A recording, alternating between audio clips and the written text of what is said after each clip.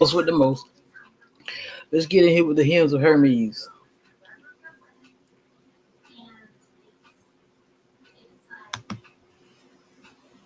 Hope everyone has had a wonderful day. I've been kind of busy in and out.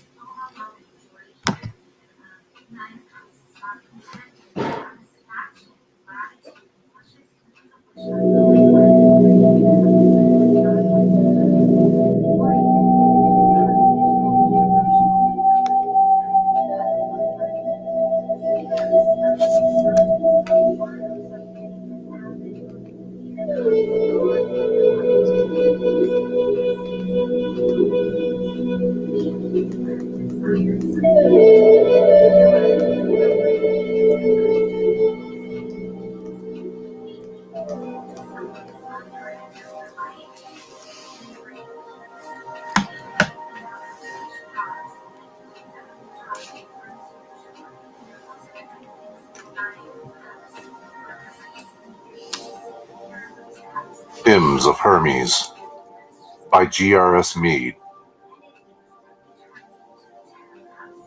Narrated by Matthew Schmitz. The Service of Song.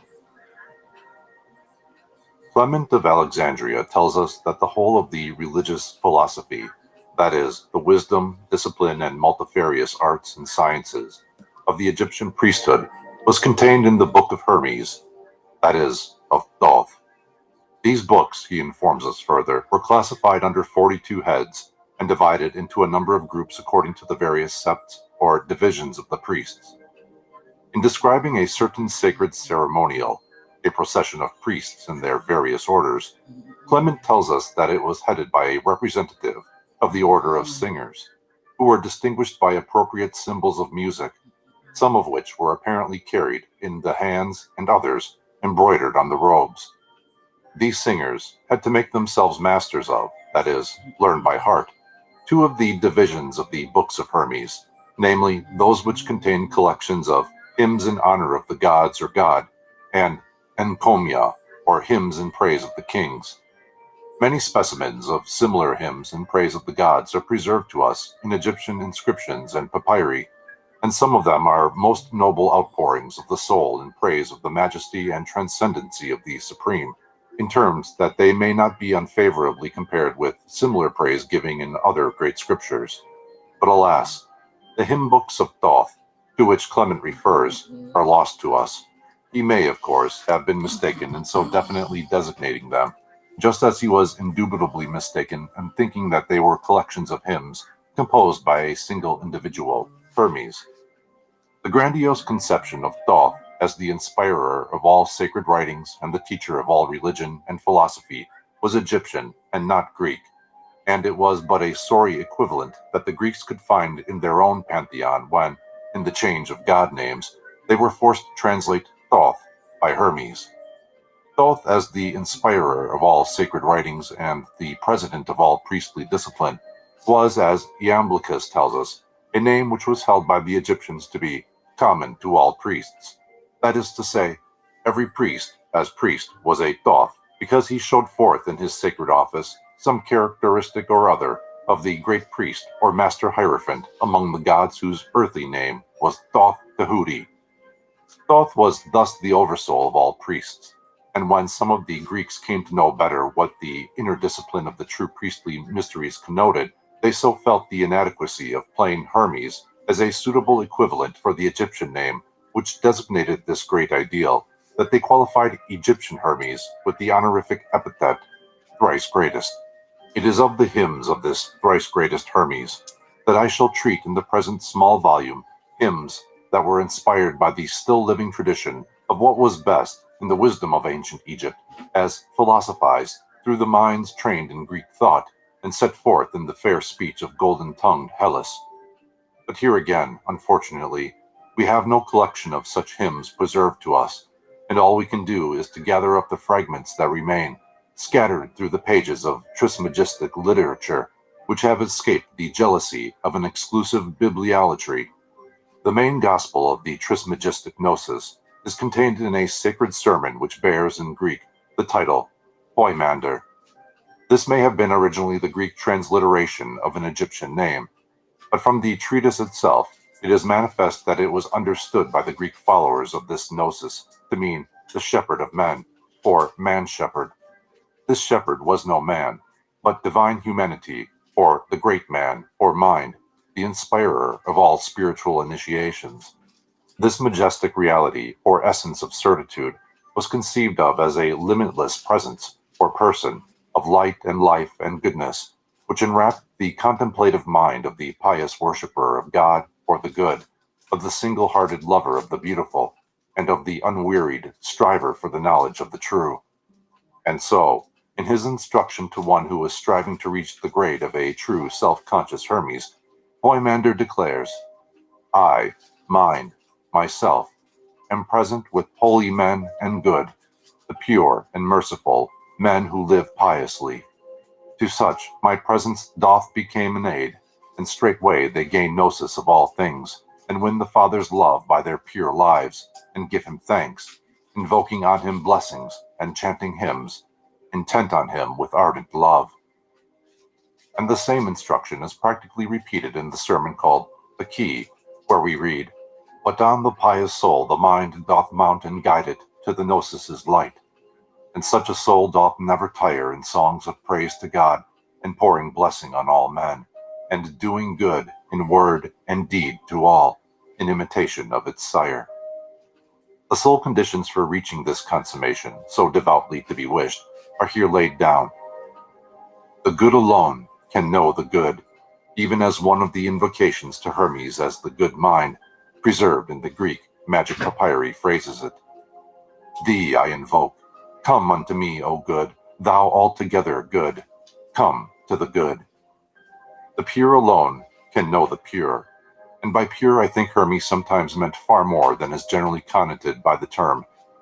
Pure is that which remains in itself, and is neither too much nor too little. It is the equilibrium, the balanced state, the mysterious something that reconciles all opposites, and is their simultaneous source and ending, the divine justice. The merciful alone can know the merciful, the source of the infinite variety of the divine love. To such, the divine presence becomes an aid. It is in the field of this good land alone, in the self-cultivated soul of the spiritual nature, the good and the pure and merciful nature of man, that the divine presence can sow the self-conscious seeds of the heavenly gnosis, so that from his virgin womb of the virtue may come to birth the true man, the child of freedom, or right will, or good will.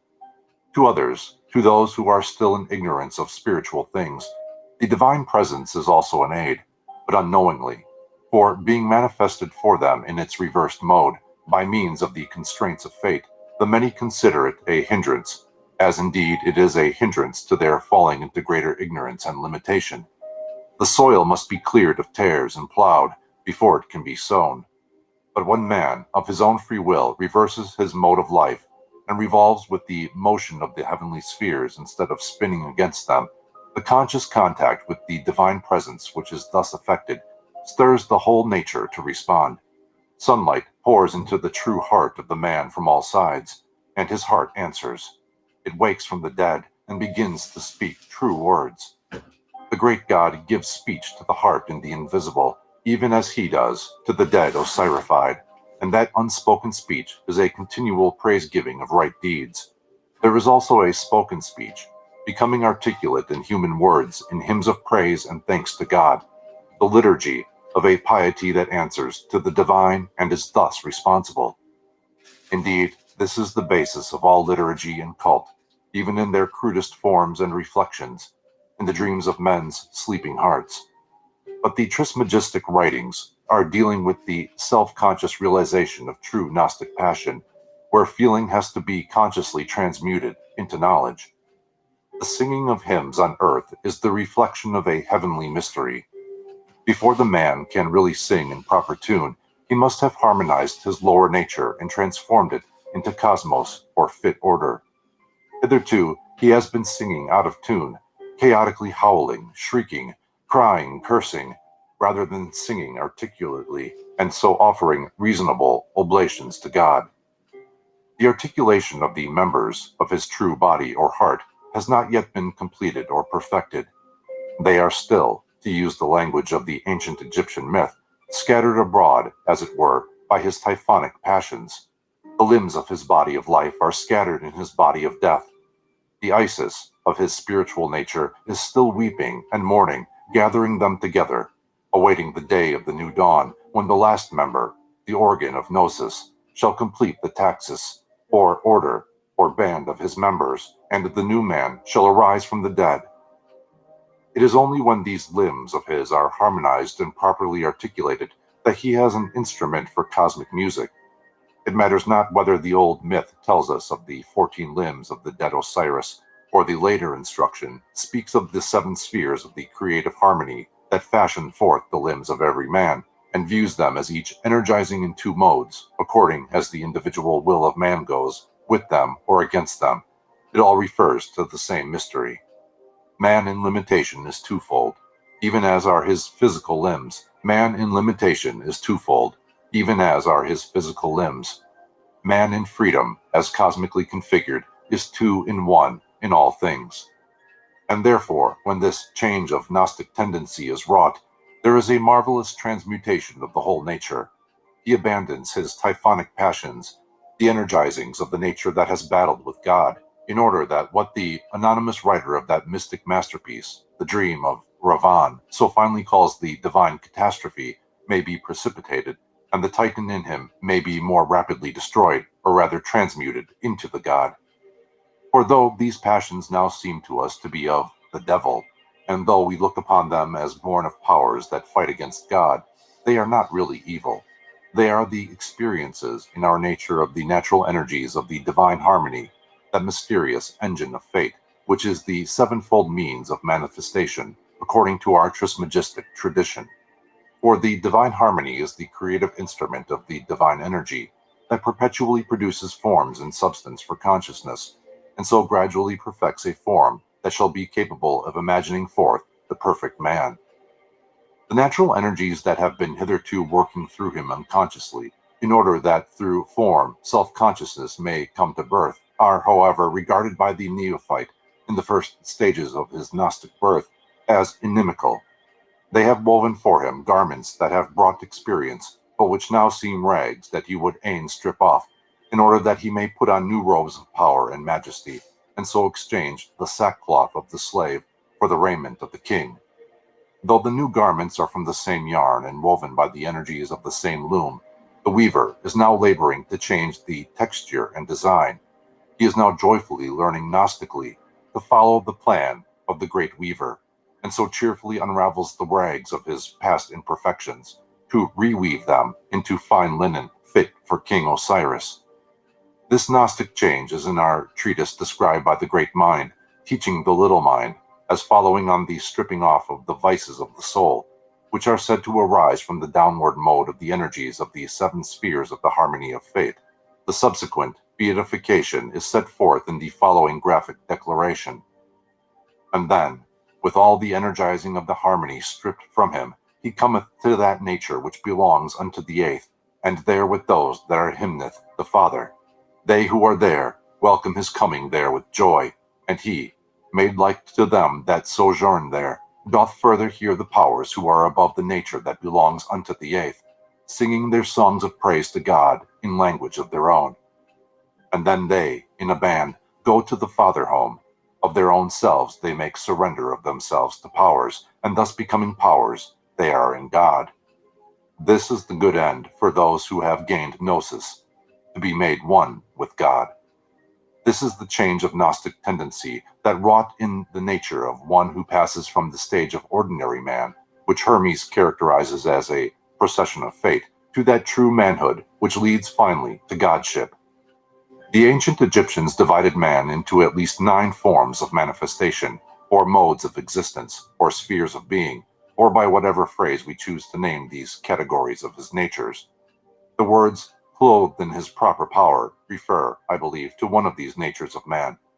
Now, the Sekhem is generally translated power, but we have no description of it whereby we may satisfactorily check the translation. And so, I would suggest that the Kybit, though generally translated shadow, is perhaps the mystery to which our text refers, for in the teaching of Egypt around the radiant being, perhaps the Ren, or name, which in its regenerate life could assimilate itself to the glory of the Godhead, was formed the Kybit, or luminous atmosphere, consisting of a series of ethereal envelopes, at once shading and diffusing its flaming luster, as the Earth's atmosphere shades and diffuses the solar rays. This was typified by the linen swathings of the mummy, for Thoth, the divine wisdom, wraps the spirit of the justified a million times in a garment of fine linen, even as Jesus, in a certain sacred act, girt himself with a linen cloth, which Tertullian characterizes as the proper garment of Osiris, and Plutarch tells us that linen was worn by the priests on account of the color which the flax and flower sends forth, resembling the ethereal radiance that surrounds the cosmos. The same mystery is shown forth in the marvelous passage which describes the transfiguration of Jesus in the Gnostic gospel known as the Pistis Sophia, which is of almost pure Egyptian tradition. It is the mystic description of a wonderful metamorphosis or transformation that is wrought in the inner nature of the Master, who has ascended to the cloth himself with the robe of glory, and who returns to the consciousness of his lower powers, or disciples, clad in his robe of power. They saw Jesus descending, shining exceedingly. There was no measure to the light which surrounded him, for he shone more brightly than when he had ascended into the heavens, so that it is impossible for any in this world to describe the light in which he was. He shot forth rays, shining exceedingly. His rays were without measure, nor were his rays of light equal together, but they were of every figure and type, some being more admirable than the others in infinite manner, and they were all pure light in every part at the same time. It was of 3 degrees, one surpassing the other in infinite manner. The second, which was in the midst, excelled the first which was below it, and the third, the most admirable of all, surpassed the 2 below it. The first glory was placed below all, like to the light which came upon Jesus before he ascended into the heavens, and was very regular as to its own light. This triple glory, I believe, was the body of light, of the nature of the 8th, 9th, and 10th spheres of glory in the scale of the perfect 10. In our text, the clothed in his proper power must, I think, be referred to the powers of the 7 spheres, unified into one. The 8th, which was the vehicle of the pure mind, according to Platonic tradition, based originally in all probability on Egyptian tradition. This vehicle was atomic and not molecular, to use the terms of present-day science, simple and not compound, same and not other, very regular as to its own light. And so when this Gnostic change is wrought in the man's inner nature, there is an accompanying change effected in the substance of his very body, and he begins to sing in harmony with the spheres, with those that are he, hymneth the Father. He now knows the language of nature, and therewith sings praise continually in full consciousness of the joy of life. He sings the song of joy, and so singing hears the joyous songs of the sons of God, who form the first of the choirs invisible. They sing back to him, and give him welcome, and what they sing the lover of such things may read in the same Pistis Sophia, in the hymn of the powers, come unto us, when they welcome the returning exile on the great day of that name. But this is not all, for higher still and higher, beyond and yet beyond, are other choirs of powers of even greater transcendency who sing. As yet, however, the newly born cannot understand or bear their song, for they sing in a language of their own, there being many tongues of angels and archangels, of daemons and gods in their many grades. But already the man has begun to realize the freedom of the cosmos. He has begun to feel himself a true cosmopolitan, or world citizen, and to thrill in harmony with the powers.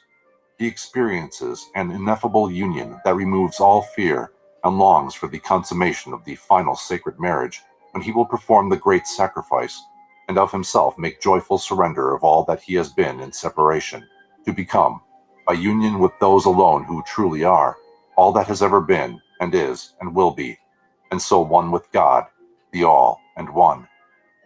It is thus evident that our hymns of Hermes are in direct contact with a tradition which regarded the spiritual life as a perpetual service of song, and this is quite in keeping with the belief of the Egyptians that man was created for the sole purpose of worshipping the gods and rendering them pious service. The whole duty of man was thus conceived of as an utterance of true words, or a continual singing of a song of harmony of thought and word and deed, whereby man grew like unto the gods, and so at last becoming a god, was with the great God in the boat of the millions of years, or bark of the aeons, in other words, was safe for eternity. And now we will turn to the 4 hymns preserved to us in Greek from the hymn book of this truly sacred liturgy. The first is appended to the Pymander treatise, which was evidently intended to give some idea in human terms of the nature of the praise-giving of the powers to which reference has just been made.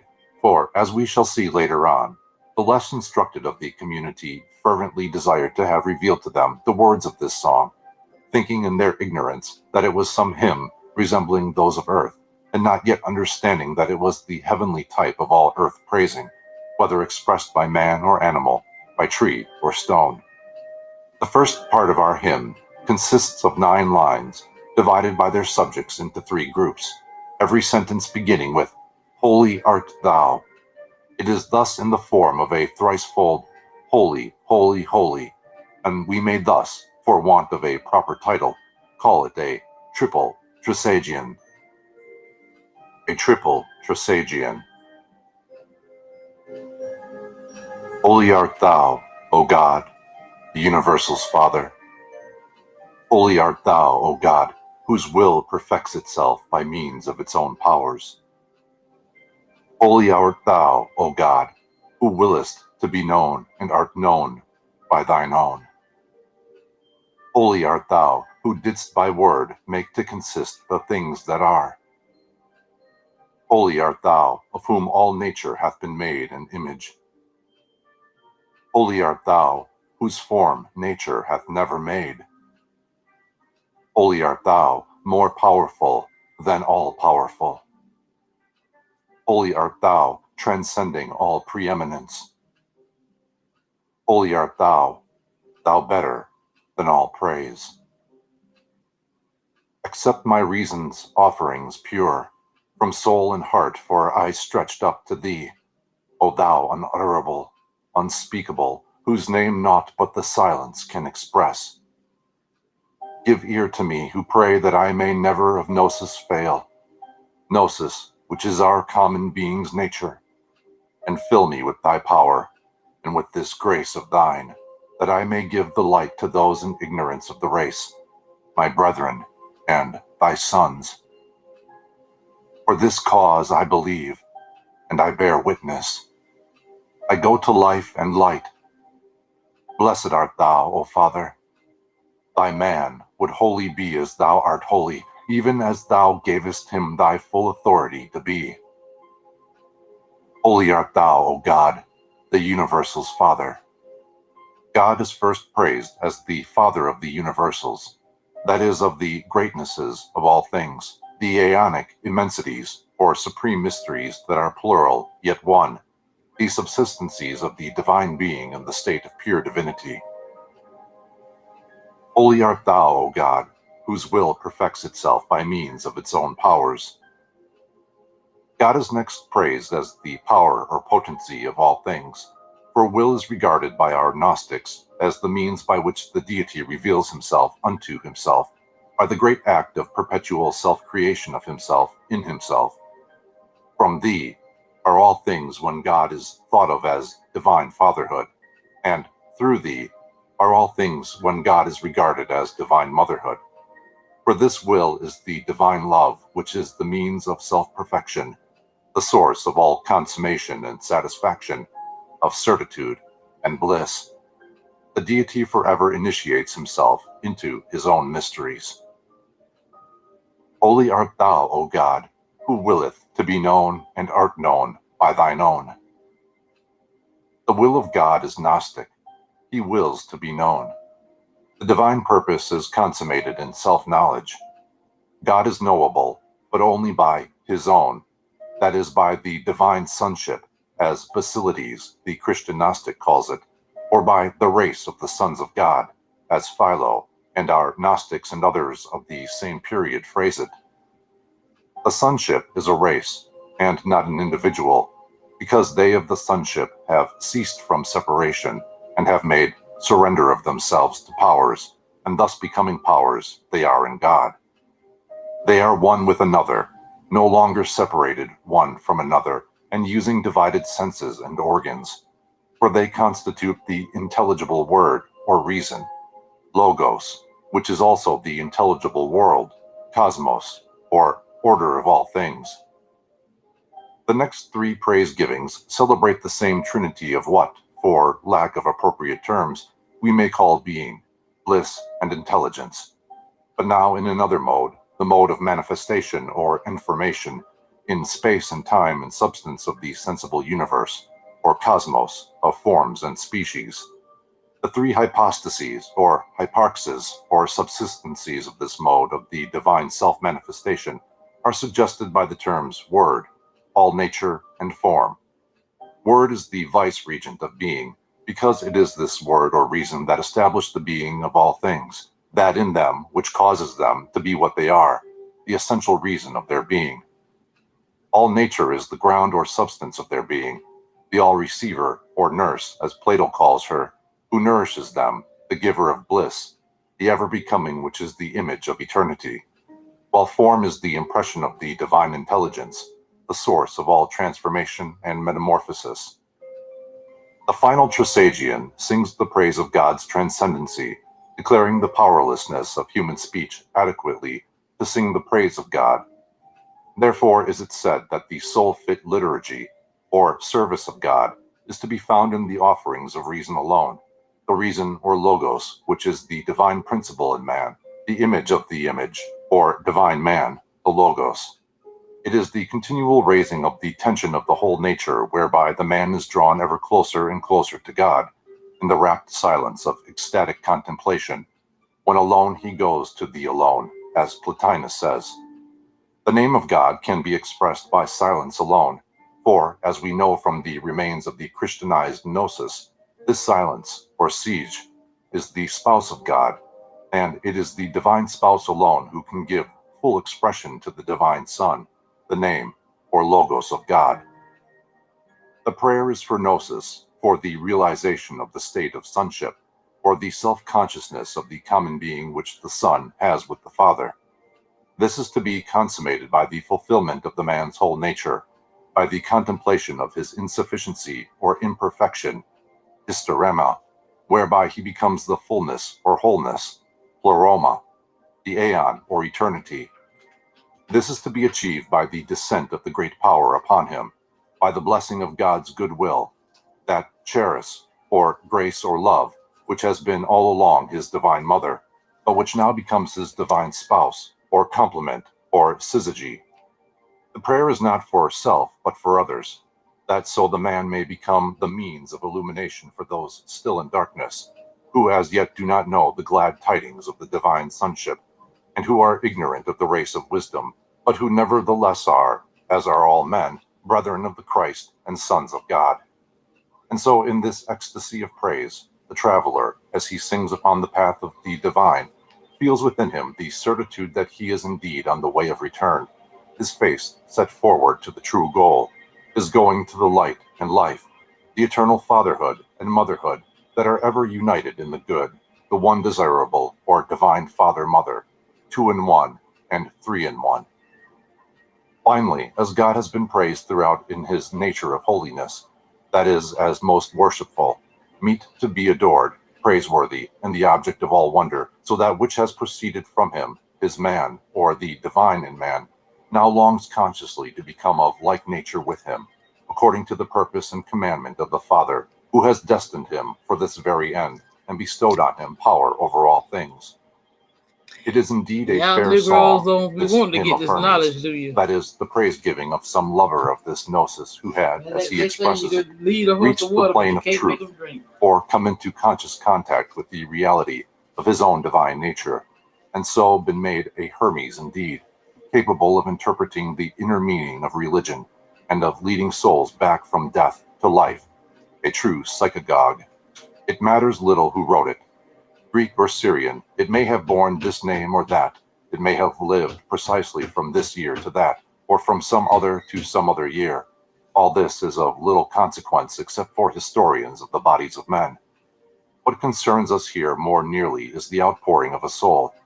We have here a man manifestly pouring forth from the fullness of his heart to the profoundest experiences of his inmost life. He is telling us how it is possible for a man to learn to know God by first learning to know himself, and so unfold the flower of his spiritual nature and unwrap the swathings of the immemorial heart of him that has been mummified and laid in the tomb so many ages of lives that have been living deaths. And now we may pass to our next hymn. It is found in a beautiful little treatise which bears as title the enunciation of its subject. Though unmanifest, God is most manifest, and is a discourse of Father Hermes to son Tat. The subject of this sermon is that mysterious manifestation of the divine energy, which is now so well known by the Sanskrit term Maya, so erroneously translated into English as illusion, unless we venture to take this illusion in its root meaning of sport and play, for in its highest sense, Maya is the sport of the creative will, the world drama, or God, in activity. The Greek equivalent of Maya is fantasia, which, for lack of a single term in English to represent it rightly, I have translated by thinking manifest. The fantasy of God is thus the power, Shakti in Sanskrit, of perpetual self-manifestation or self-imagining, and is the means whereby all this comes into existence from the unmanifest, that, or as our treatise phrases it, he is himself, both things that are and things that are not. The things that are he hath made manifest. He keepeth things that are not in himself. He is the God beyond all name, he the unmanifest, he the most manifest, he whom the mind alone can contemplate, he visible unto the eyes as well. He is the one of no body, the one of many bodies, nay, rather he of every body. Naught is there which he is not, for all are he, and he is all. He is both things that are here in our present consciousness and all that are not in our consciousness, or rather memory, there in our eternal nature. He is both the manifest and hidden in the manifest, and manifest in the hidden, manifest in all we have been, and hidden in all we shall be. From the things that are not, he maketh things that are, and so he may be said to create out of nothing, as far as we are concerned. Indeed, he creates out of nothing but himself. He is both that which the mind alone can contemplate, that is the intelligible universe, or that constituted in his divine being, which the divided senses cannot perceive, and also all that which the senses, both physical and superphysical, can perceive, the whole sensible universe.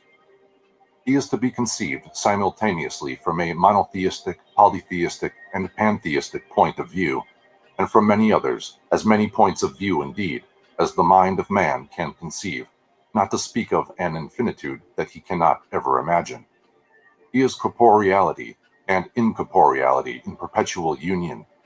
He is in no body, for no body can contain him, and yet he is in every body, and every body is in him. Naught is there which he is not, for he is all. It is indeed difficult to understand why so many in the West so greatly dread the very thought of allowing pantheistic ideas to enter into their conception of God. This fear is in reality overdaring or rash presumption, for they have the hardihood to dare to limit the divine according to their own petty notions of what they would like God to be, and so they bitterly resent the disturbance of their self-complacency when it is pointed out that he will not fit the miserably narrow cross on which they would fain crucify him. What right have we, who in our ignorance are but puny creatures of a day, to exclude God from anyone or anything? But they will reply, it is not God who is excluded, it is we who exclude ourselves from God. Indeed, try as we may, we cannot do so. This is the impossible, for we cannot exclude ourselves from ourselves. And who are we apart from God? Did we create ourselves? And if we did, then we are God. for self-creation is the prerogative of the divine alone. But the pious soul will still object that God is good alone. Agreed, if you will, but what is good? Is good our good only, or the good of all creatures? And if God is the good of all creatures, then equally so must he be the evil of all creatures. For the good of one creature is the evil of another, and the evil of one the good of another. And so the balance is kept even. It is a limited view to say that God is good alone, and then to define this as meaning some special form of good that we imagine for ourselves, and not that which is really good for all. For it is good that there should be such apparent evil in the universe as pantheism, and that man's notion of apparent good should so far fall short of the reality. A wise man, or rather the man who is striving after gnosis, is he who can see in the good and evil, as conceived by man, good in every evil, and evil or insufficiency in every good. But if we say with Hermes that all are he, and he is all, we do not assert that we know what this really means. We only assert that we are in this declaration face to face with the ultimate mystery of all things before, which we can only bow the head in reverent silence, for all words here fail. And so the mystic who wrote these sentences continues his meditation with a magnificent hymn expressive of the inability of the learner's mind rightly to sing God's praises, which, for lack of a better title, we may call a hymn to all Father God. A hymn to all Father God. Who then may sing thee praise of thee, or praise to thee? Whither again am I to turn my eyes to sing thy praise? Above, below, within, without? There is no way, no place is there about thee, nor any other thing of things that are.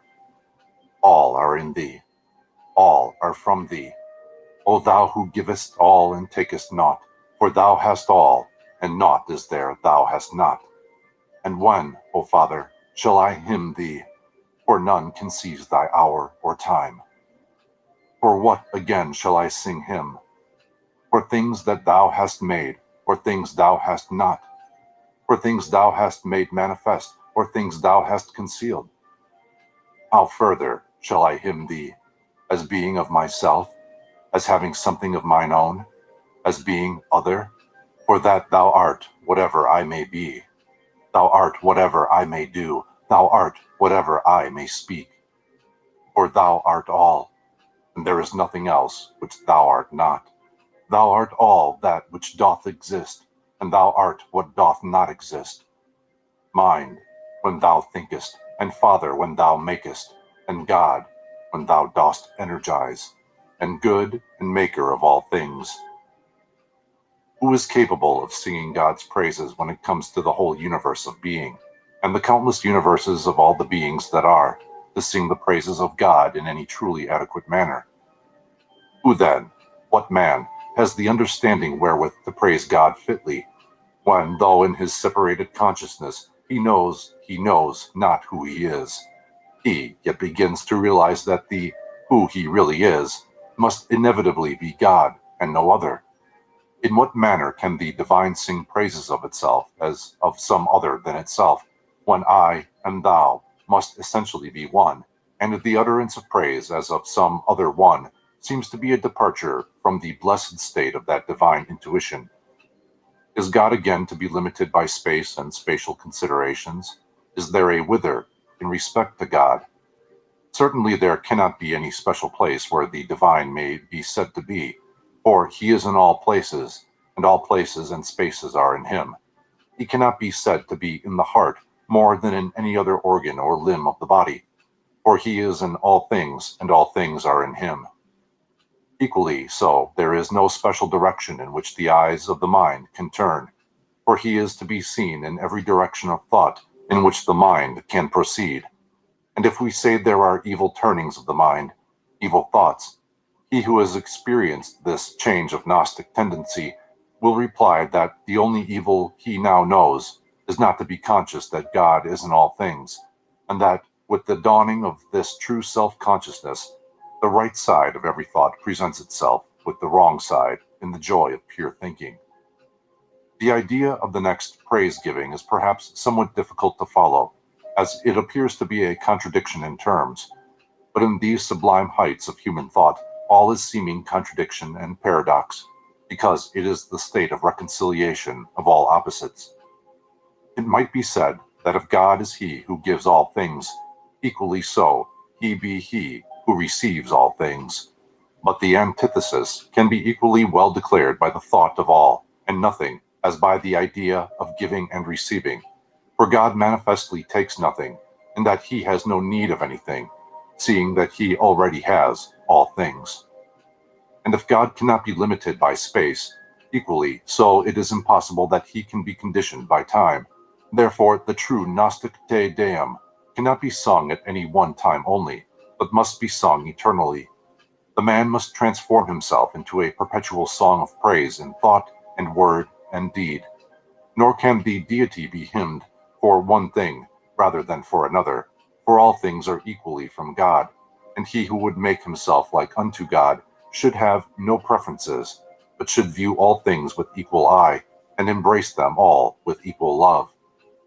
On account of what, again, as regards himself in the distinction from the world, shall the Gnostic praise God? Shall he hymn the divine for the fact of his own self-existence, or because he is other than, presumably, the many who are not in Gnosis? The uselessness of all such distinctions becomes apparent in the doubt that the very asking of such questions awakens, and the devotee of wisdom brushes them all aside in splendid outburst. For that thou art whatever I may be, thou art whatever I may do, thou art whatever I may speak. There is no separation in the reality of things. Whatever the man is in this ecstatic state, it is the being of God in him. Whatever the man does, it is the working of God in him. Whatever the man speaks, it is the word of God in him. Nay, more than this, to such a consciousness God is in very truth all things both manifest and hidden. God is mind when we think of him as thinking, devising, and planning. God is Father when we conceive him as willing and creating and bringing all things into existence. And God is good when we regard him as energizing, or in working or breathing in all things to give them light and life. He is the good or end of all things, even as he is the beginning or maker of all.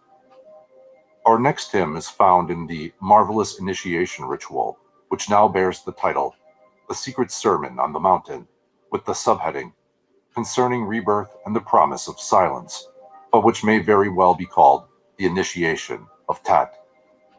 This rebirth or regeneration was, and is, the mystery of the spiritual birth or birth from above, the object of the greater mysteries, even as in the lesser mysteries, the subject of the instructions was concerning the birth from below, the secret of Genesis, or how a man comes into physical birth. The one was the birth or genesis into matter, the other the essential birth or palingenesis, the means of rebecoming a pure spiritual being.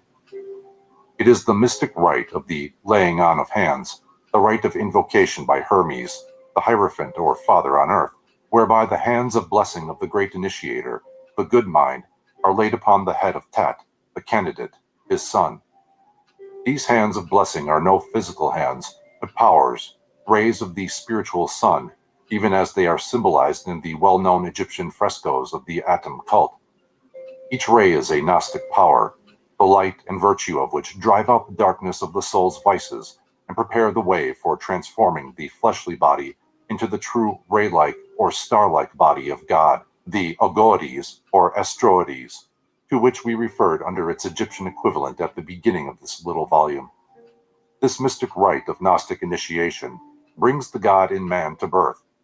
He is at first, however, but a baby God, who as yet neither hears nor sees, but only feels.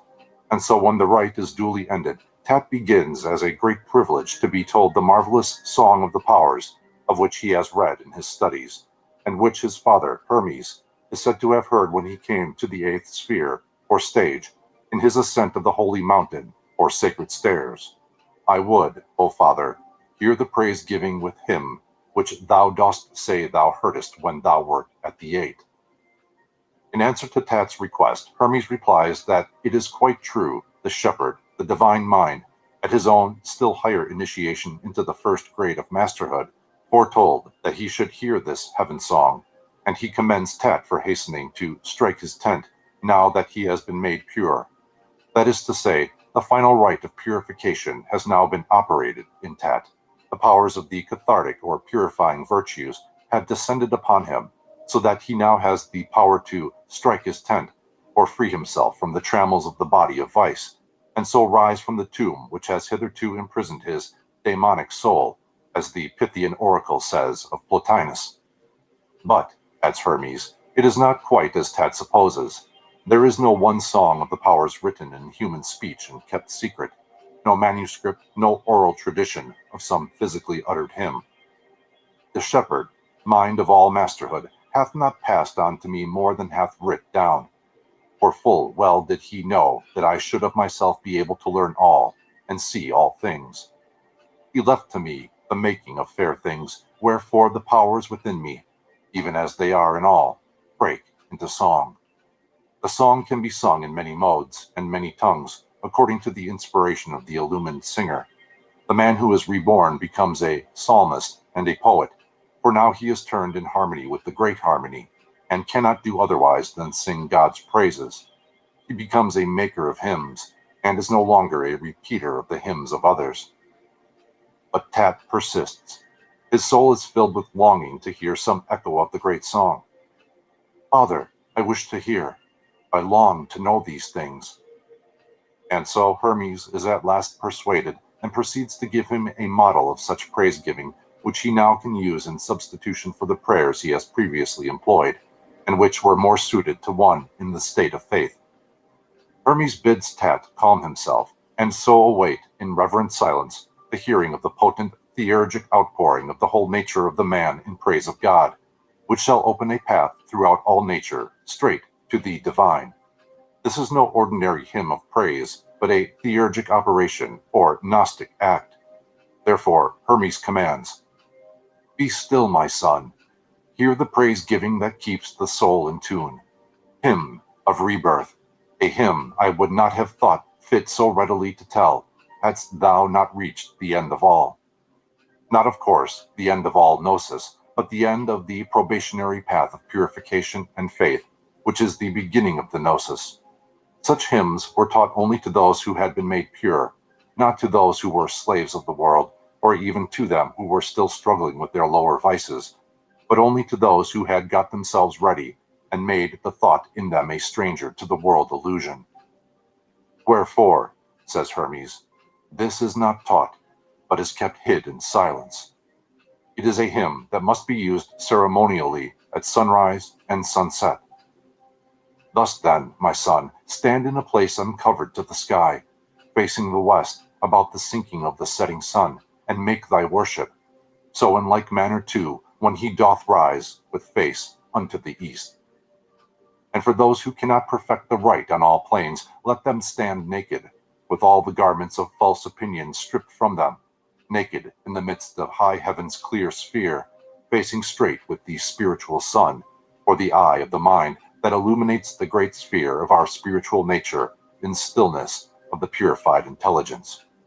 And so Hermes, before he sings what is called the secret hymnody, once more utters the solemn injunction, Now, son, be still. The secret hymnody. Let every nature of the world receive the utterance of my hymn. Open, thou earth. Let every bolt of the abyss be drawn for me. Stir not, ye trees. I am about to hymn creation's Lord, both all and one. Ye heavens open, and ye winds stay still, and let God's deathless sphere receive my word. For I will sing the praise of him who founded all, who fixed the earth, and hung up heaven, and gave command that ocean should afford sweet water to the earth, to both those parts that are inhabited and those that are not, for the support and use of every man, who made the fire to shine for gods and men for every act. Let us together all give praise to him, sublime above the heavens, of every nature, Lord. 'Tis he who is the eye of mind. May he accept the praise of these my powers. Ye powers that are within me, him, the one and all, sing with my will, powers all that are within me. O blessed Gnosis, by thee illumined, hymning through thee the light that mind alone can see, I joy in joy of mind. Sing with me praises, all ye powers. Sing praise, my self-control. Sing thou through me my righteousness, the praises of the righteous. Sing thou my sharing all, the praises of the all. Through me sing truth, truth's praises. Sing thou, O good, the good, O life and light, from us to you our praises flow. Father, I give thee thanks, to thee thou energy of all my powers. I give thee thanks, O God, thou power of all my energies. Thy reason sings through me thy praises. Take back through me the all into thy reason, my reasonable oblation. Thus cry the powers in me, they sing thy praise, thou all. They do thy will, from thee thy will, to thee the all. Receive from all their reasonable oblation, the all that is in us, O life, preserve. O light, illumine it, O God, inspirit it. It is thy mind that plays the shepherd to thy word, O thou Creator, bestower of the Spirit upon all. For thou art God. Thy man thus cries to thee, through fire, through air, through earth, through water, and through spirit, through thy creatures. 'Tis from thy aeon I have found praise-giving, and in thy will, the object of my search, have I found rest. We can see at once that this is no ordinary hymn, no hymn conceived in the mode of the Psalms to which we have been used, but the Gnostic outpouring of a man who has begun to realize the nature of his own spiritual dignity and proper place in the universe, based on the tradition of what is best in Egyptian theurgy, or that divine energizing which sends forth words of command that all nature willingly obeys. He is about to utter words that are true, words that from the true ego go unto the true, without let or hindrance. Every nature will therefore receive such words and hand them on. All elements will hasten to serve the man who is serving God with the lawful liturgy of his whole nature. The earth in the midst, the heaven above, the abyss beneath, will open all the gates of their secret ways to let the true words of him who is true of word pass onwards to the deathless sphere of the true God that is, to the aeon itself wherein the true God dwells, not to some space of heaven or of earth or of the abyss, but to that which transcends them and is the source, preserver, and end of all of them. Not only the trees of the earth, but also the trees of paradise, the divine beings that dwell in aeonic bliss, will rest in reverent silence as the potent praise of proper reverence passes to the end of all adorations. The winds of earth will still themselves, and also the winds of heaven, the intelligent breaths in the inmost chambers of man's greater mind. For the praise-giving is not poured forth to this or that daemon or god, but unto the Lord of all. And they, the obedient ones, whose life consists in praising God, cannot but rejoice that the disobedient one should at last of his own free will join in the unwearied liturgy of nature. The hymn is in praise of the one and all, of the one Lord of all creation, who is both the one who creates and the all that is created. It is a hymn sung in harmony with the liturgy, or service of praise, of the four great primal natures, the cosmic elements of earth and air and water and fire, Father Heaven and Mother Earth, Father Fire and Mother Ocean. The man sings with them the glory of their common Lord, the eye of mind, that is, the mind, the true spiritual sun, whose eyes are the countless suns in space. This true sun is the true light, the light that mind alone can see. The little mind of man, now illumined by the light of Gnosis, becomes the nature of the great mind, and so a prismatic trinity of good and light and life, through which the all-brilliancy of the one and all shines forth in a septenary of powers or virtues. These powers are, with one exception, given in our hymnody in the exact classification in which they stand in the text of the mystic rite, namely, gnosis, joy, self-control, continence, righteousness, sharing with all, and truth, which severally drive out not knowing, sorrow, intemperance, desire, unrighteousness, avarice, and error. And with the coming of truth, the measure of the good is filled full, for unto truth is joined good and life and light. The nature of the persons of the latter Trinity is still further revealed, and the transmutability of these hypostases, by praising God as the energy of all powers and the power of all energies, that is, as light and life again, light the masculine energizer, and life the feminine nourisher, the father-motherhood of God, the good, the logos or reason of all things.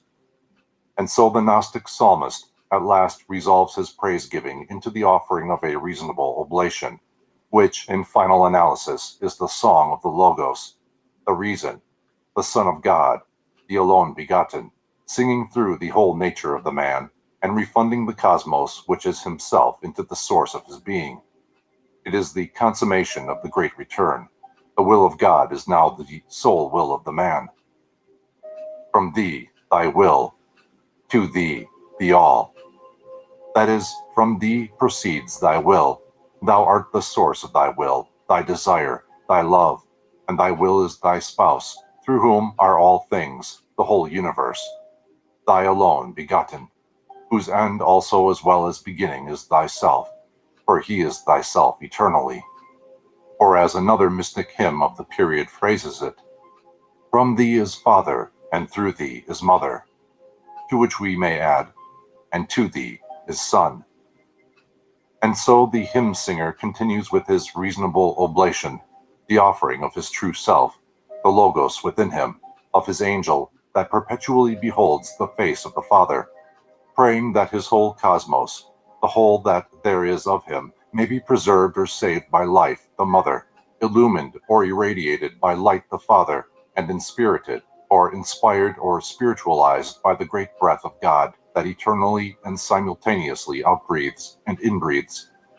For the man is now no longer a single letter or a procession of fate, but a true name, a free man, a word of God, a proper cosmos, ordered in due and lawful harmony by conversion of self-will into a willing union with God's will. And of that word, or God, or angel, the shepherd or feeder, he who gives the divine nectar or spiritual food by which that word is nourished, is the great mind, or light, or illuminator, the twin of the great soul, or saving life, the inspirer and preserver, both of which are bestowed upon us by God the Creator.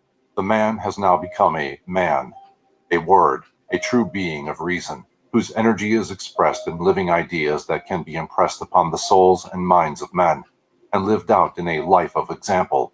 From an imperfect man, he has become a perfect cosmos, or order, or harmony, and thus he can make his own purified natures sing together with the great elements and the quintessence of all of them, which is the spirit or breath of God, the Atman of Indian theosophy. For having attained unto this true mode of breathing and thinking with the great life and great mind of things, the man is no longer a man, but a man, an aeon, an eternity, and so re-becoming his own true self, he expresses his natural joy in songs of praise, and finds rest in the great peace, the motherhood of God. He is born anew, a child Christ, and, as he grows in stature towards full manhood, so will she, who has hitherto been his mother, refreshed with the eternal youth of the gods, change from mother into spouse. The remaining hymn that has been preserved to us in the extant Trismegistic literature is found at the end of the perfect sermon, of which, unfortunately, the Greek original has been lost. We are dependent solely on an old Latin version, which is frequently unsatisfactory. This sermon is by far the longest of our extant Trismegistic logoi. The introduction informs us that Hermes and Asclepius and Tat and Ammon are gathered together in the Adytum, or holy place, There the three disciples reverently listen to their master, who delivers a long instruction of the gnosis, with the purpose of perfecting them in the knowledge of spiritual things. The discourse is, therefore, rightly called the perfect sermon, or the sermon of initiation. Asclepius, Tat, and Ammon stand for three types of disciples of the gnosis, three natures of man. Asclepius is the man of intellect, skilled in the knowledge of the schools, of the arts, and sciences of the day. Tat is intuitional rather than intellectual. He is young compared with Asclepius. Nevertheless, it is he who succeeds Hermes as teacher, when Hermes is taken to the gods, for he has the spiritual nature more strongly developed than Asclepius, so that he can soar to greater heights of illumination. Ammon is the practical man of affairs, the king, the doer, not the scientist or the mystic.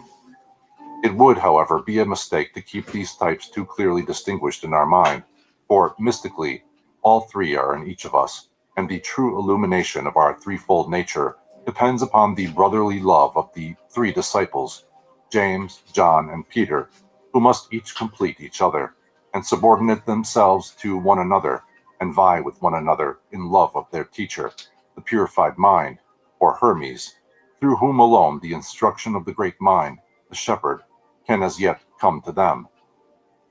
And so we find the conditions of right contemplation dramatically set forth in the last sentence of the introduction of the sermon in the words, "When Ammon, too, had come within the holy place, and when the sacred group of four was now complete with piety and with God's goodly presence, to them, sunk in fit silence reverently, their souls and minds pendant on Hermes' lips, thus love divine began to speak." This love divine is that same presence, the highest mind, or shepherd of men, which illumines Hermes, or the higher mind within us, directly. But these immediate living words of power have to be passed on in human words to the three natures of our lower mind, the Asclepius and Tat and Ammon, in us, who are the learners and hearers. After the instruction is ended, and they have come forth from the holy place, the narrative tells us that they turned their faces towards the setting sun before uttering their hymn of praise. That is to say, mystically, the mind ceasing from contemplation, in which the outward energies have been caught up to the heights, or turned within, and stilled by the higher in the intercourse of love that has been blessed with the presence of the divine. These energies, before betaking themselves to their appointed separate tasks, all unite in a hymn of praise, with their eyes still turned to the now apparently departing glory of the setting spiritual sun.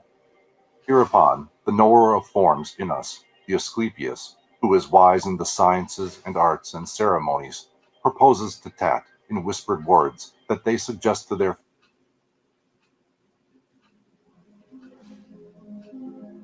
from the overtly symbolic prose found in countless alchemical manuscripts, to the subdued delineation of the various philosophical tenets which have found their foothold throughout history, from hypnotic ancient spells chiseled into stone tablets and portrayed in hieroglyphs, to the flowing and peaceful verse of illumined sages. These quite often serve as the entry points and connecting dots for the continual seekers of truth and meaning. We should always remain open to possibility and the potential for growth in which these subjects may provide. In one's own life, it is important to discern what holds practical value to the individual, regardless of how impractical something might appear.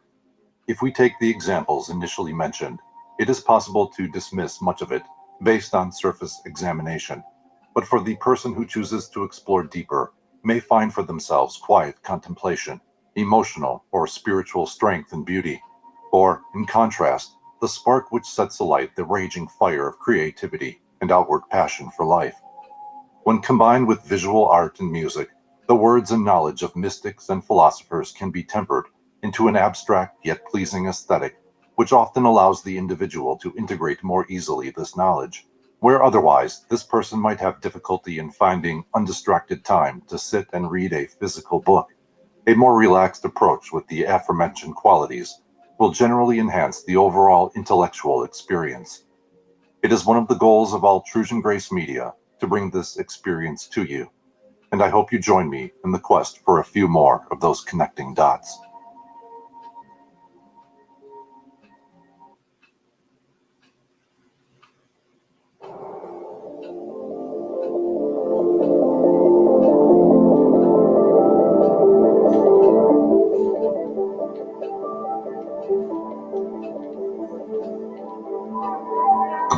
Allegory. Translated from a section of Johann Grassoff's Aperta Arca Arcani Artificioso Simi, narrated by Matthew Schmitz. The natural round physic, or philosophy, of the chemical Kabbalistical vision. The sun and moon, with all the firmament, appeared first. They stood still. A color indeed they had, but gave no light. Beneath them also there appeared the globe of the earth, having a color, in whose center there was a little globe of most white and shining color like snow. While I beheld all these, there was made a most horrible thunder with a great noise and fiery flash, which much affrighted me. A great cloud came also, which, going away a start, was seen above the sun, moon, and firmament, whose shining was so bright that I could not fix my eye upon it. With its redness, it exceeded the redness of the sun. As soon as ever this star appeared, the whole firmament with the sun and moon began to run their race and dance. In the meantime, the said star darted fiery rays from above, through the exterior firmament, of which sometimes more, sometimes fewer, some also by halves were carried upon the globe, but the little globe received the smallest part of these rays. Those rays, whose halves only entered the globe, moved the waters, that they might flow, and fish might be seen in them. The other rays made the great globe begin to live, and bring forth all sorts of trees and fruits, and which also animals and men did walk.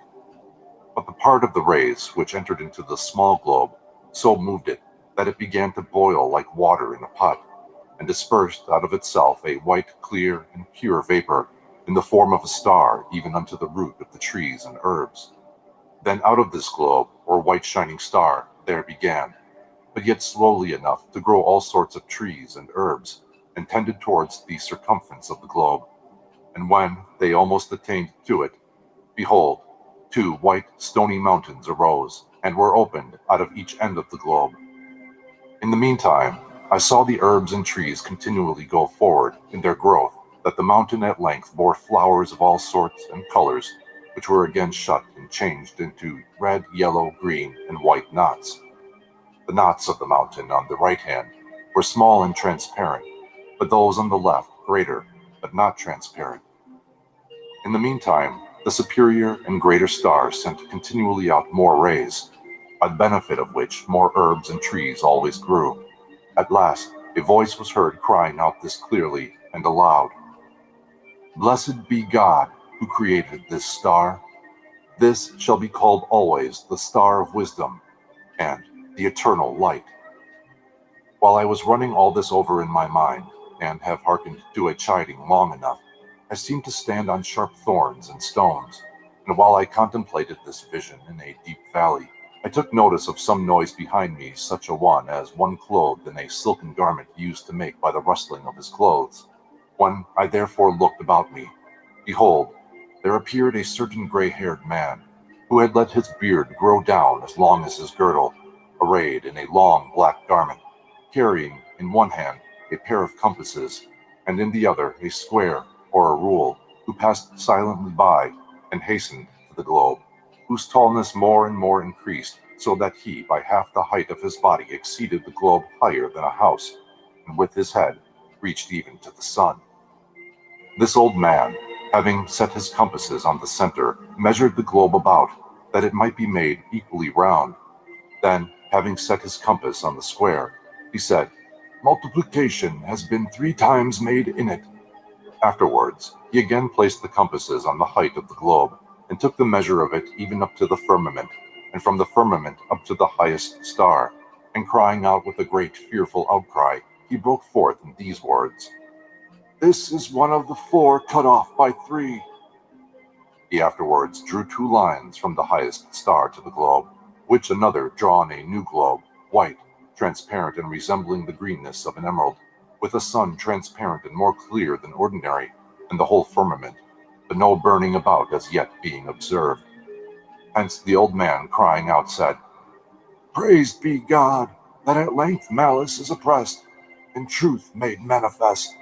Rejoice, ye sons of light, that an end of darkness is made, The sun shall set no more, but shine to you forever, nor shall it ever be obscured from you. Who having so said, disappeared. To this revelation, my principal, adding a conclusion, said, You must take great care of this figure, because in it the signification of your work is contained. In this figure, I say, there lies hid the secret of all secrets, as well concerning natural as supernatural things, which surpass man's understanding. Yet if you shall be honest and godly, and place your confidence in God, you shall get all these.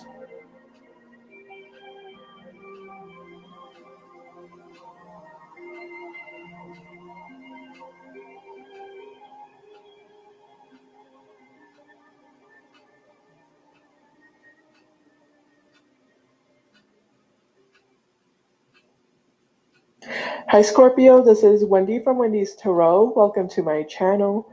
In this video, I'm going to be asking the cards what awaits for you in love for the week of April 3rd to April 9th, 2023. I'm going to take a look at your energy, Scorpio, and then I'm going to see the energy of your person, whoever it is that you are connecting to and dealing with in love.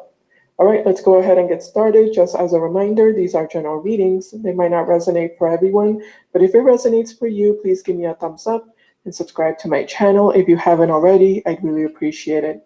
Also, I wanted to say, if this reading resonates for you, I will put a link below the video in the description box that will take you to the extended reading if you are interested. Keep in mind, roles can be reversed sometimes in these readings, and also my readings are for Sun, Moon, Rising, and Venus signs. All right, let's go. Spirit, angels, and guides, please show me the energy of Scorpio in regards to love for this week. Thank you, Spirit. Scorpio. Connecting to the energy of Scorpio.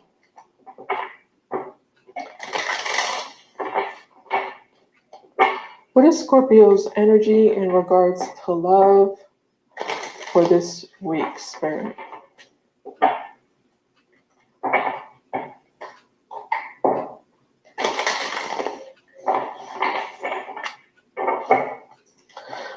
Okay, one more shuffle. All right. What is Scorpio's energy in regards to love for this week?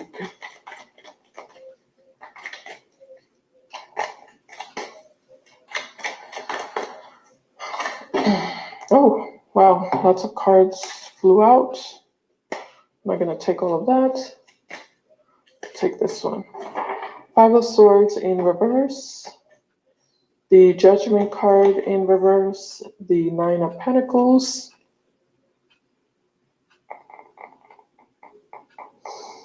Looks like you're tempted. It almost looks like you're tempted to return back to a situation, to a relationship. But I feel like you're trying to stop yourself from doing that.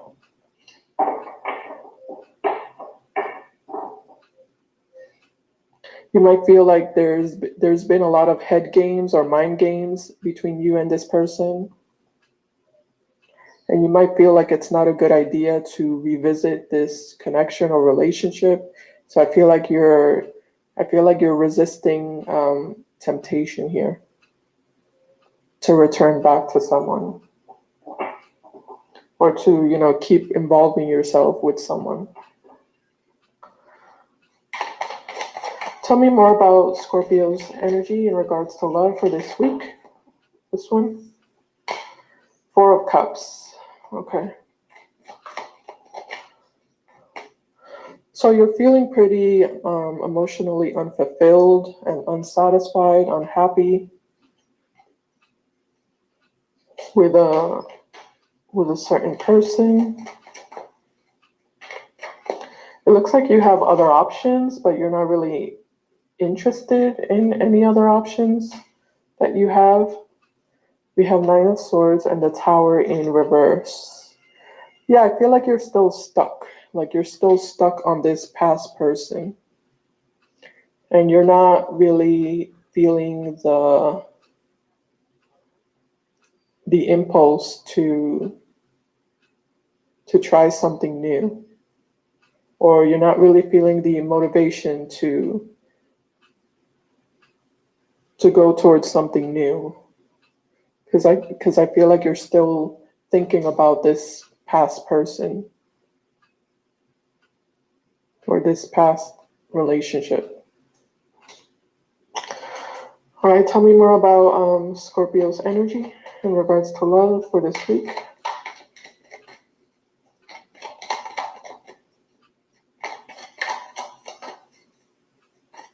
I do feel like you're losing interest though, because we do have the Nine of Swords in reverse. So I do feel like you are slowly losing interest, but not yet. Scorpio's energy in regards to love, Empress in reverse, Ace of Pentacles, and the King of Pentacles. All right, what's in reverse? Yeah, there's something here that you're not getting. You're not getting what you want. That's what this is saying here. Empress in reverse, Ace of Pentacles in reverse. You're not really getting what you want. And what is that? What do you want? I'm not sure. Let's see. I guess let's just ask. Let me clarify that Four of Cups, because I feel like that's what you want. Actually, that Five of Swords also looks like something you're giving attention to. Tell me about that Five of Swords, Spirit. Five of Swords in reverse. Why is that in Scorpio's energy? I feel like you have a lack of energy. You're feeling very de-energized, I think is how you say. Unenergized. Almost like deflated. You feel deflated or defeated. Because I feel like you were really hoping for something and it just didn't pan out. It didn't come through. All right, what's the Five of Swords in reverse in Scorpio's energy? Page of Pentacles, the Four of Wands in reverse, Six of Swords. Yeah, that's the pentacle that you're wanting here. Hi, my love. Thank you so much for visiting my channel. I really hope that you're having a beautiful and an amazing day. If you're new to my channel, welcome. And if you are returning, thank you so much for your continued love and support. I really appreciate it. Any information about the channel can be found in the description box below. This is a timeless collective reading for all signs. Whenever you hear the message is when you're meant to receive it. Energy is fluid, so this situation, whether it's related to you or someone else who may be in your energy knowingly or unknowingly, it could give you clarity, insight, or awareness about a situation from the past, a current event, or this could be a future prediction. All right. Keep in mind that the roles could be reversed. He could be a she could be a he. Please only take the messages that resonate with you. I have an intuitive message, okay? And this message has been just in my spirit for the last few days. This is not, I wouldn't say that this is a love reading, but this has a lot to do with spiritual connections, and it is something that may help some of you in relationships. A lot of people right now definitely want to move into more serious partnerships and relationships. The spirit of Jezebel is running rampant all over the collective, and it's affecting males and females. Let me just say this here. Again, this is just a guided, intuitive message that I have. Some of you, I want you to pay very close attention to your relationship. All tight, family. Y'all always know I drop Mystic Torah readings. So drop this. We're going to listen to this reading here together. Because like I say, 99.9% of the time when I play these readings, I'm listening to them for the first time when I share them with you all. Y'all, if y'all haven't subscribed to Mystic Torah, make sure y'all go over there and subscribe to it, all right?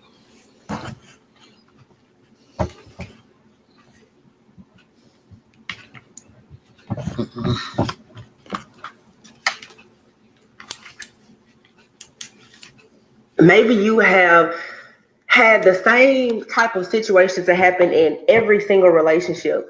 It's specifically over perhaps the last 3 to 7 years. Maybe you've just had every situation that results in some type of like third party situation. Some of you, you know, especially for women, you know, you've been in situations where people have, you know, been very deceitful. They've lied. Maybe they've had children with other people. There's just been a lot of chaos and conflict. For the actual male collective, some of you have been in situations with people where you have found yourself almost emasculated, a lot of financial ruin, a lot of issues with your security and your stability. What God is showing me is the reason why these things have been happening, whether you're male or female, is due to the fact that a lot of people, if you are truly, you know, chosen, you consider yourself divine, whatever the case may be, it's almost like before you break certain things off of your generation, perhaps if your generation, your family is dealing with barrenness, maybe you know, people in your family that don't have successful relationships, or there's issues around finances, there's, you know, poverty or something like that. Well, you and another person perhaps are meant to be in union, but you have to break these curses off of your family. To break curses off of your family, you guys, you have to really fight in the spirit. So every situation that you've had, it has been a tool in your ascension. These situations are just like props. It's to show, it's to bring awareness to something that's happening. In tarot, everybody talks about the karmic, the karmic, the karmic. But a lot of the karmic people in our lives, you guys, those are actual spirits. Okay, these are battles of not flesh, but like entities of actual principalities. And the biggest, one of the most complex spirits, demonic spirits that's been running rampant in the collective for a very long time is the Jezebel spirit. All right. I've been telling you guys to be very aware, for my ladies, especially, of you encountering the men who carry the Jezebel spirit, the men who come in, they seduce you. These are those people who are narcissistic, but oftentimes they're covert narcissists. They whine you, they dine you, they're loving, they seem like they're very mature, they're well spoken, they're articulate, they seem perfect on paper. Okay, this is to hook you in so that eventually, of course, they can take the mask off like any other narcissist, and they can begin to hurt you, harm you, discard you, and cause all kind of ruin in your life. You have men who, in times in their life where perhaps, especially like like I said, security, stability has been threatened. You have a lot of men now who are going towards relationships with women who are, let's say, you know, boss babes. They're very financially stable, and they're willing to pretty much foot the bill for a man completely. Well, the reason why is because these type of energies, they carry the Jezebel spirit. The Jezebel spirit is very manipulative, very controlling. All right, the Jezebel spirit wants to emasculate men so that they're unable to go and actually be a kingdom partner to their kingdom spouse, to be able to protect and to provide that for that other person. The same thing with women. The Jezebel spirit in men comes in so that it will break you down to the point that you will be completely hopeless. You will live a life in barrenness. You won't have children, joy, wish fulfillment, happiness. This is so that your bloodline, your family will stay stuck and stagnant, and these curses will not be broken. Please do not continuously focus on the person. If you find yourself where you've had at least 2 or 3 more situations and they all seem to be just alike, you are not fighting those people. You are fighting some type of demonic stronghold or entity. And I feel strongly that anyone that is destined for an actual kingdom marriage has to battle the Jezebel spirit before you can free yourself and that other person. That Jezebel spirit, and I've noticed it because especially around these full moons, some of you have people in your past, especially, who were carrying that Jezebel spirit, and that Jezebel spirit is now, it is very fixated on destroying your life. Okay, so I've noticed that especially around like the full moon cycles, like some people, you can be in a relationship or connection with someone, friends, family, but especially lovers, and all of a sudden there's this tension, there's this chaos, this confusion. That is the Jezebel spirit. It is so that you and this person, you won't make a breakthrough. It's coming in to rob, steal, kill, and destroy, so that there will be no progress in a relationship. Some of you are in relationships and they're not progressing forward. And you're like, well, it seems like you have a very strong connection with this person. Everything should be all well, good, great. However, there is not progressing. It is because your relationship is being attacked by the Jezebel spirit. And a lot of people have, like I said, been in connections at some point with a person who carried that Jezebel spirit, or that spirit is just in your bloodline somehow. And each and every time you get close to financial abundance or love, it is attacking you. All right. For some, it is like a generational hex or curse, or, someone has hexed or cursed you, or whatever the case may be.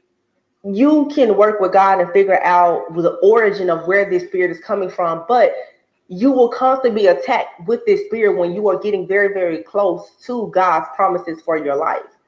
So instead of you focusing all of your attention and energy on a person, you need to understand that that person is embodying that spirit. A lot of you feel like you are separated from a counterpart and you're focused on the karmic. Well, that person may not actually be your counterpart. That person was put in your life so that you would see that they are a victim of the Jezebel spirit, because they are in a relationship with someone who is controlling them.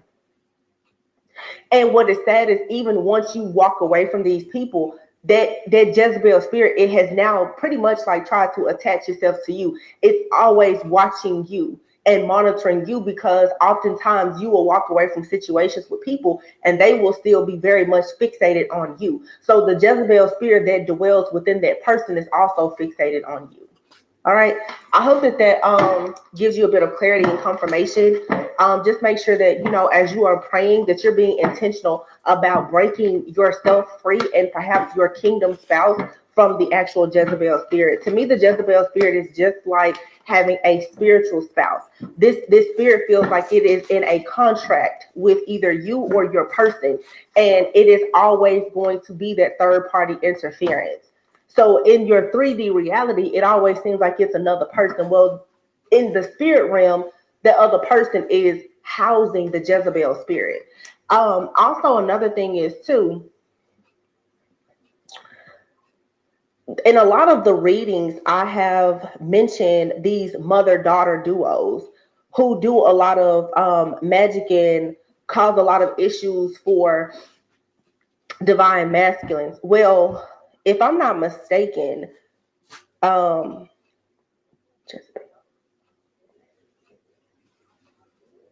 Jezebel has a daughter. And I don't know if Jezebel, the daughter of Jezebel, is I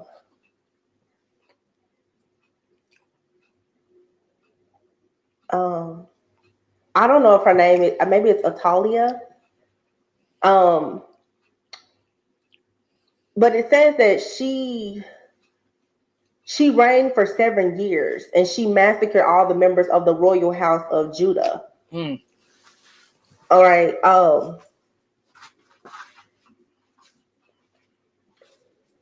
So the spirit of Jezebel has a daughter. All right. So for some of you, that may make sense. You can research this, Google it. There's a lot of videos where it can kind of help you to figure out if you're dealing with the spirit of Jezebel. But I feel like a lot of people in the collective are being attacked by Jezebel and her daughter. So a lot of you will find that you are connecting perhaps with masculines, and they very well may be divine masculines. Maybe there's a bit of distorted energy around them right now, but it is because they've been connected to Jezebel and Jezebel's daughter. There's a lot of men who have gotten themselves connected to women, and these women have been taught to embody that Jezebel spirit, because their mother is actually housing that Jezebel spirit. Okay, so you have a lot of men, they're very close to their mother-in-law or whomever, and they don't realize that these mother-daughter duos are doing magic. They're manipulating them and pretty much emasculating them so that they will forever be under their thumb and under their control, and they're unable to go and actually be in marriages and commitments with their kingdom spouse. These are the type of women who oftentimes, you guys, they're very superficial, and they are the type of people. They are men and women. They're very distinguished. They're, society will see them as being extremely successful. All right. And it's because they have an addiction to control, and they are very good at seducing and manipulating people. And you have to be very careful, because when you run across some people, sometimes wherever you see them in their journey, you may think that a person, that they're down and out, they're not doing good. It's because oftentimes you run across a Jezebel spirit. All right. A lot of people, divine feminines, at some point, you probably had to experience a lot of loss after being in a relationship with a distorted karmic masculine who was carrying the Jezebel spirit, or they were in a relationship with someone else who had the Jezebel spirit. So you can only imagine the type of spiritual warfare that you're going through if you yourself have laid with a man or woman who carries the Jezebel spirit, and